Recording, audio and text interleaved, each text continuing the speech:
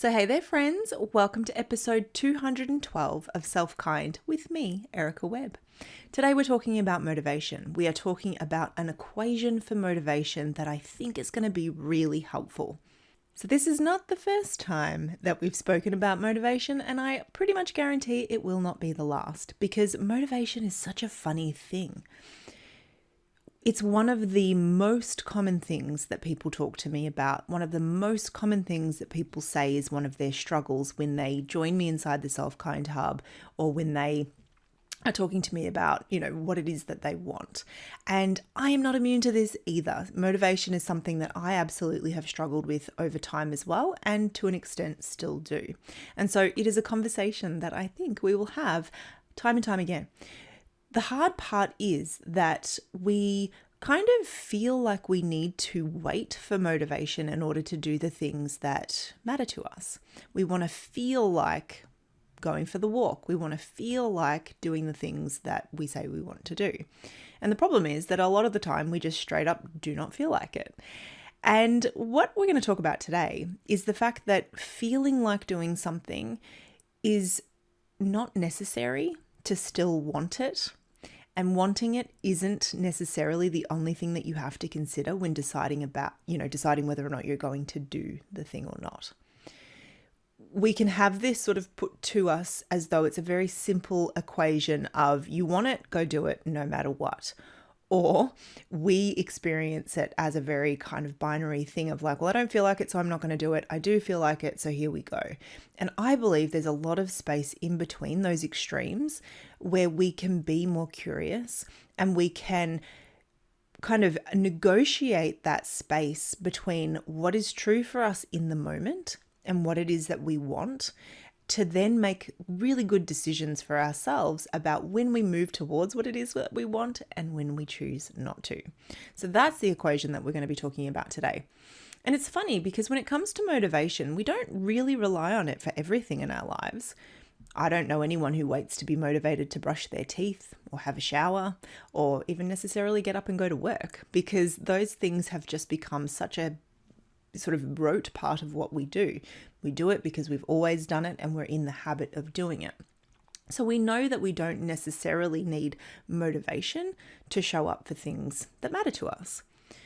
But when it comes to doing something new, and when it comes to doing something that is kind of purely for our own well-being and that hasn't been drummed into us from the age of 2 when we started, having to brush our own teeth, it somehow becomes so much harder. It's the yoga class that we say we keep wanting to do but not showing up for. The classes that we sign up for but then don't have the motivation to attend. The, painting course that we've always said we wanted to do but never find the time for. These things seem so much harder to show up for, and we seem so much more reliant on this idea of motivation to move us towards them. And I think there's a few reasons for this. I think that self-care can really feel and be messaged to us as though it's selfish. And so there's a lot of muck to wade through to get to that point where it feels easy, free, available. Self-care also often feels additional and optional in our day in a way that work and personal, like hygiene, brushing your teeth and having a shower, do not. It also doesn't tend to come with any external accountability. We can build that in for sure, but it doesn't tend to exist in the same way as those other things. We don't really have anyone kind of tapping us on the shoulder or checking in with us during the day to say, hey, how are you looking after your mental health today? How are you looking after your physical well-being? Have you been for that walk? All of those things. Whereas if we don't show up for work, someone's going to notice. If we don't brush our teeth, we might feel a little self-conscious about our breath, etc., etc. And so there is that sort of missing piece of something external to us driving us, which is interesting, right? When the drive is purely for our own well-being, that is so much harder for us to show up for. I think also sometimes moving in the direction of self-care can be kind of confusing because the payoffs sometimes are really quick. Sometimes we feel awesome in the immediate moment, and other times the payoffs are much longer term. And so it's almost like we almost don't notice the impact that these things have on our mental health and our mental well-being and our physical well-being until we stop or until we start and notice, oh, I didn't know I could feel like this. And this idea of like only being accountable to ourselves. A lot of people are externally motivated, right? Some people are internally motivated, a lot of people aren't. And so knowing that sometimes that internal motivation or that internal drive is just a little harder to come by for some people is really important and as well. But here are a couple of truths. Yes, it is hard, sometimes can be tricky to show up for self-care, but motivation isn't really what you're looking for. I think we have got this idea confused. The way that we talk about motivation, the language that we use around it, that's not what you're looking for. And we're going to dive into that a little bit more. The other truth is that you are not the problem, and yet it's going to be you that has to choose to do something differently if you want something to change. And there's that piece of personal responsibility, but with a recognition that like you're swimming uphill sometimes. Swimming uphill? Is that even possible? I don't know. You are swimming against the stream in a lot of ways because this is not how society is set up. This is not how we're raised. This is not what we're taught. And so no, it's not a you problem.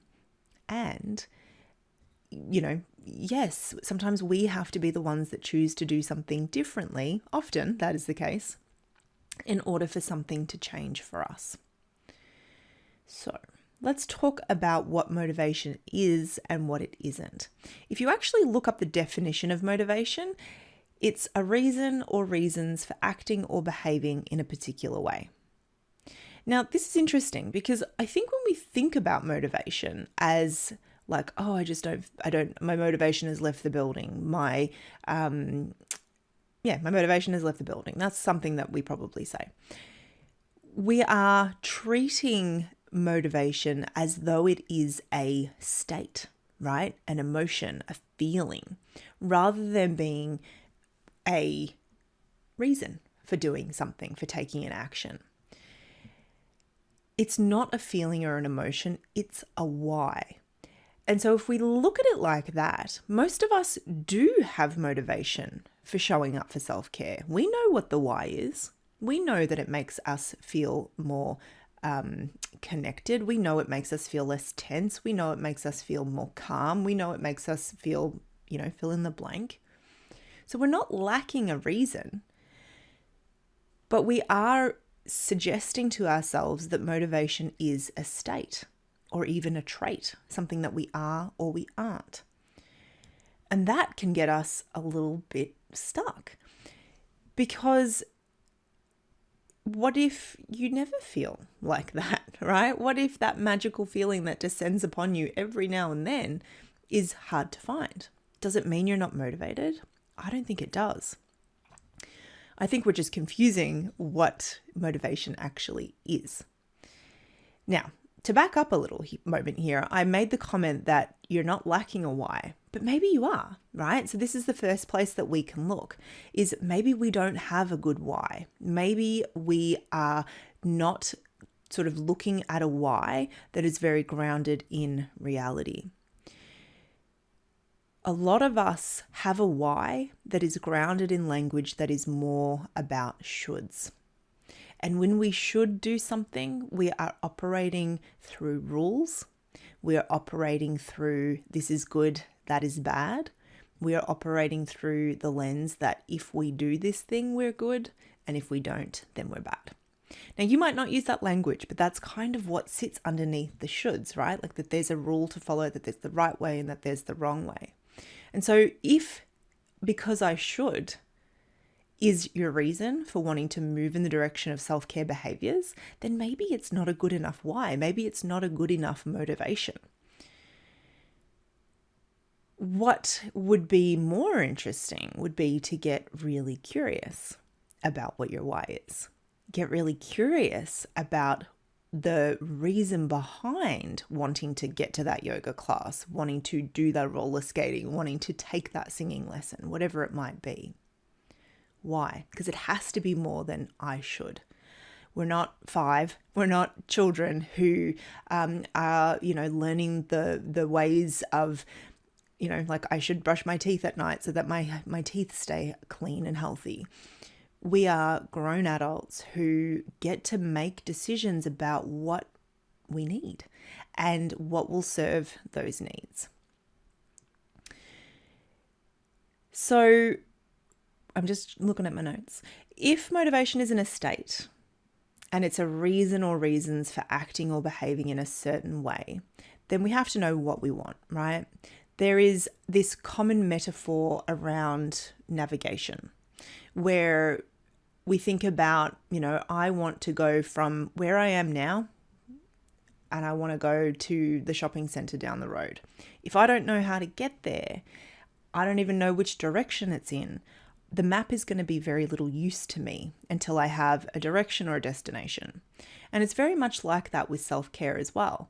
We want to know, what direction are we heading in? We can't kind of go anywhere without that why.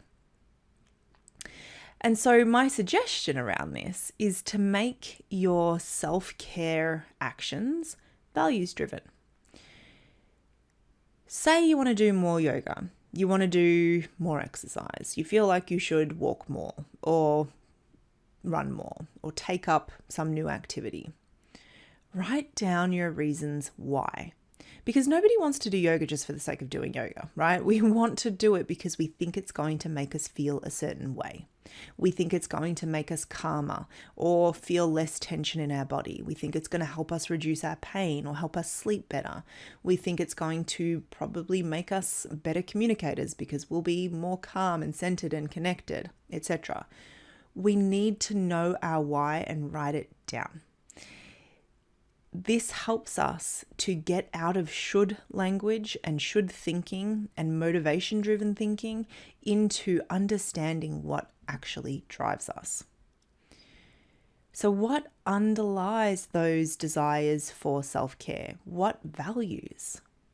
Self-care itself can be a value, right? You're moving in the direction of these behaviors because you value self-care. Self-kindness, self-compassion, connection, all of these things can underlie that desire for moving in the direction of self-care behaviors. And so this is one half of the equation, understanding why. What is it that you want? The other half of the equation that I talked about is getting in touch with how you feel now.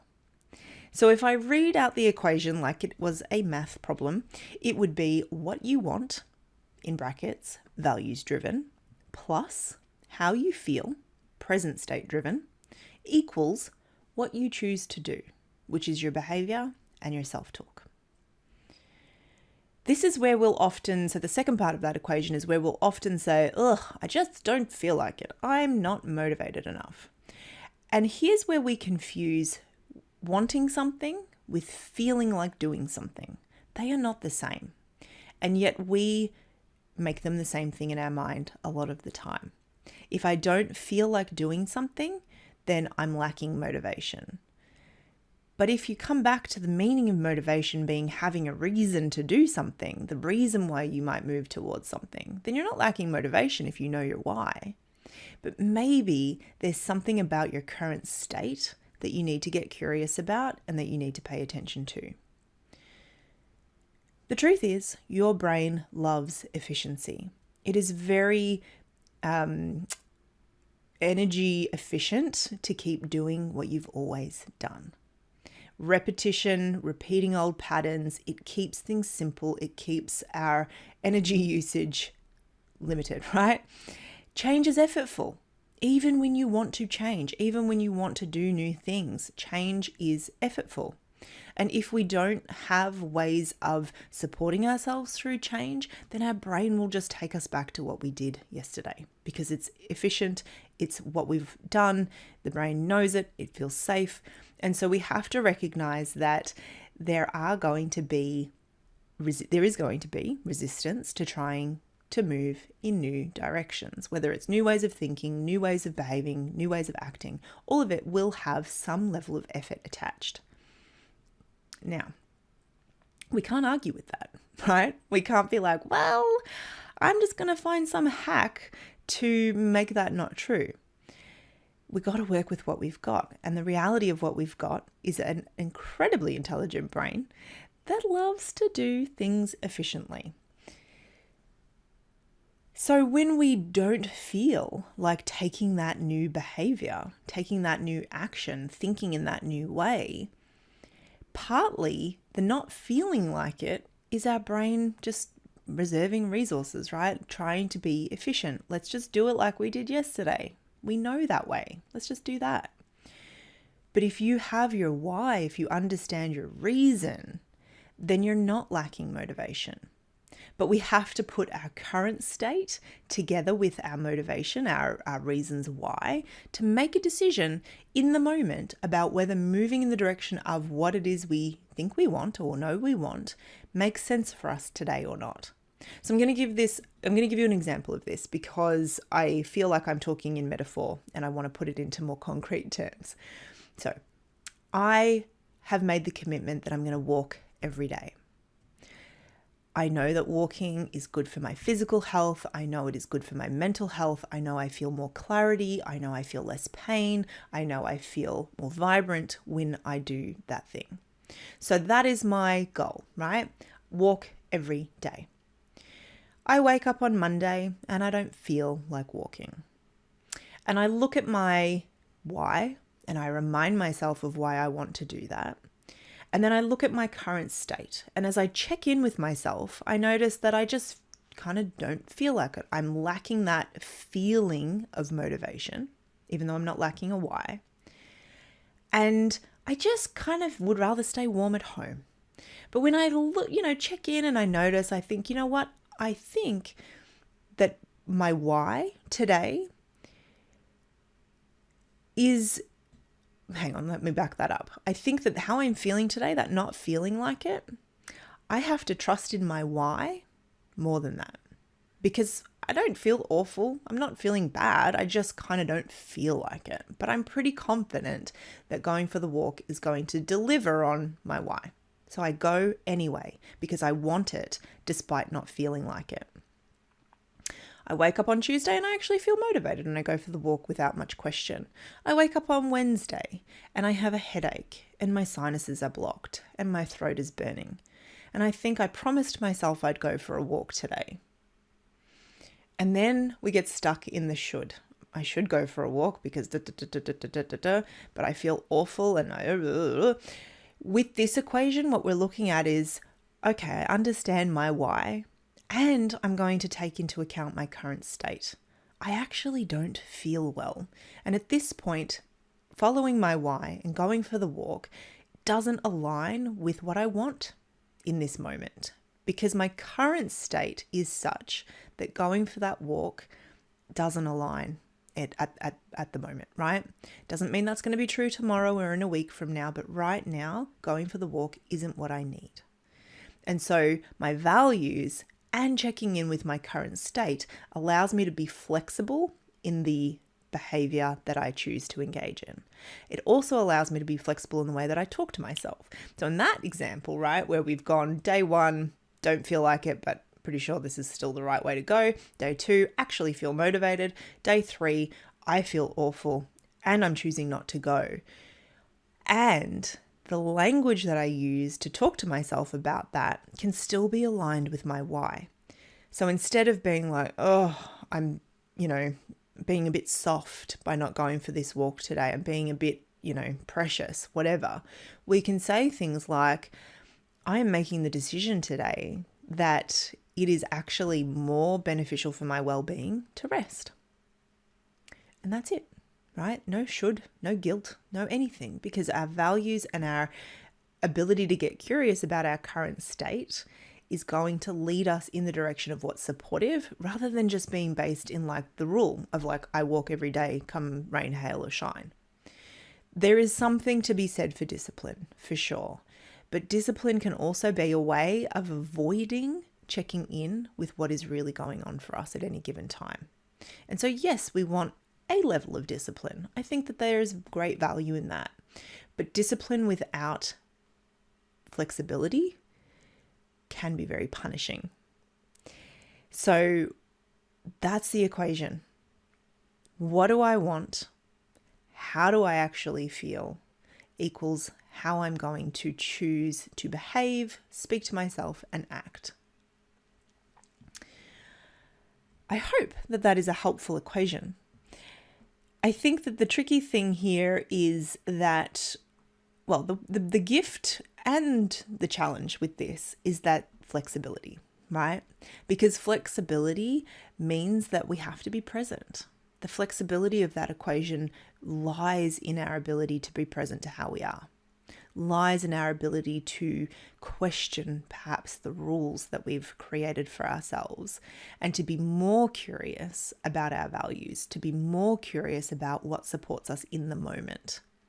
And that's not as efficient. That's not as structured as just, well, I do this at this time and that's what it is, right? And there might be a level of that. Like I said, there may well be room for structure in this for you and discipline. But there is this a self-trust, I suppose, that starts to be developed within that flexibility, because we are giving ourselves permission to be honest. We're giving ourselves permission to be curious. We're giving ourselves permission to play a little bit with what makes sense for us on any given day. And I think this is why having a toolbox of practices is so, so valuable. Because maybe I do have the structure that says I want to move my body every single day. And I feel terrible and know that going out for a walk isn't going to work for me today. Or even like doing like a 30-minute yoga practice isn't going to work. But I have this toolbox of breathing practices and mindful practices and mobility practices that actually meet me where I need to be met on that day. And so it's not just this all or nothing. It's walk or nothing. It's go for a run or nothing. There's all this space in between to be able to pull upon and draw upon and select from tools that help us to meet ourselves where we're at. All right. I hope that lands. I hope that equation is one that you find really useful. What is it that I want? That's the why.